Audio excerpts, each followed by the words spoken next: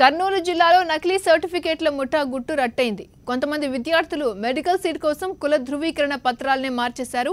Medical సీట్ల కోసం తప్పుడు కుల ధృవీకరణ పత్రాలను కౌన్సిలింగ్లో సమర్పించి సీటు సంపాదించారు. దీంతో 6 మెడికల్ విద్యార్థులపై ఈ నెల 15న 4th టౌన్ పిఎస్లో కేసు నమోదైంది.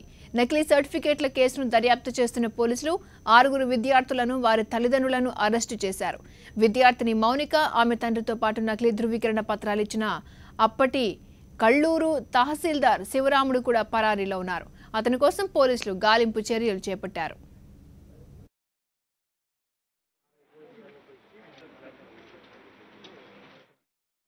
బాలరెడ్డి, షమీర్ అనే 2 వ్యక్తులు మోసపూరితంగా సర్టిఫికేట్లు గ్యాదర్ చేయడం, అదేవిధంగా ఈరోజు అరెస్ట్ అయిన వాళ్ళలో 5 మంది విద్యార్థులు, వాళ్ళ తల్లిదండ్రులు కూడా ఉన్నారు, తండ్రులు.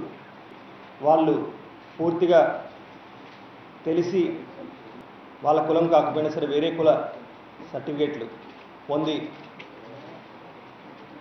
వాళ్ళు ఎంబీబీఎస్ సీట్లు పొందడం జరిగింది. అదేవిధంగా మరో విద్యార్థిని, వాళ్ళ తండ్రి ప్రస్తుతం పరారీలో ఉన్నారు. వాళ్ళని కూడా పట్టుకోవడానికి పోలీసులు ముమ్మరంగా గాలిస్తున్నారు. దర్యాప్తు ఇంకా వేగవంతం చేస్తున్నాం. ఇంకా కొంతమంది దీంట్లో బాధ్యతగా ఉన్నారని మాకు ప్రాథమికంగా తెలుస్తుంది.